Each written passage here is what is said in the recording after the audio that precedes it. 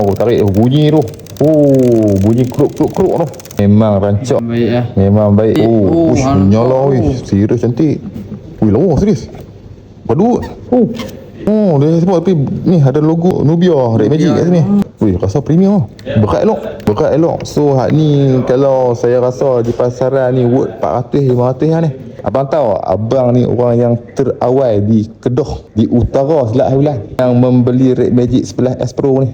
Serius abang pre-order dengan kita sebab tu dapat Cyber Red Magic Gamepad. Oh, benda ni berkualiti yuk. Barang mahal ni.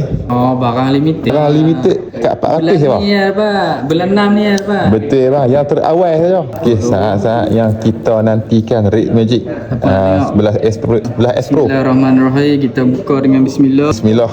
Dia pelan tapi pasti mana. Biar lambat asal selamat. Betul. Barang baik bang, barang baik. Barang limited ni. Barang limited. Mana nak dapat? So kita tengok sikit. Ui, daripada sini nampak lain macam dah bang. Keganasan dah tu. Dia sebuah jentera yang sangat buah. Saya tengok daripada kertas ni nampak macam, ui tu nyala. Dia macam shining. Kira payung design dah.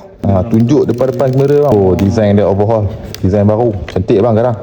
Tunjuk hit depan kamera bang. Tu macam mana design dah. Ni belakang dah mana buat.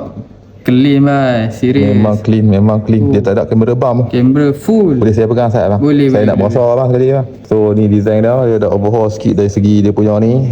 Kamera bump tak ada langsung. So memang kena dengan owner lah tu.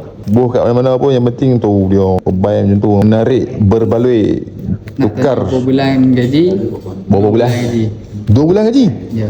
Cara ni CEO yang menyamar. Aish, jangan gitu. 2 bulan gaji boleh pakai Red Magic bang. Serius bang. Ni CEO yang menyamar ni. Guys, ini dia Red Magic dah sampai dah. Unit 4 unit buat masa sekarang. Jadi siapa yang order awal ni dia akan dapat sekali dengan gaming pad eksklusif daripada Red Magic. Okay, ini adalah ultimate phone gaming lah, phone gaming terbaik dunia.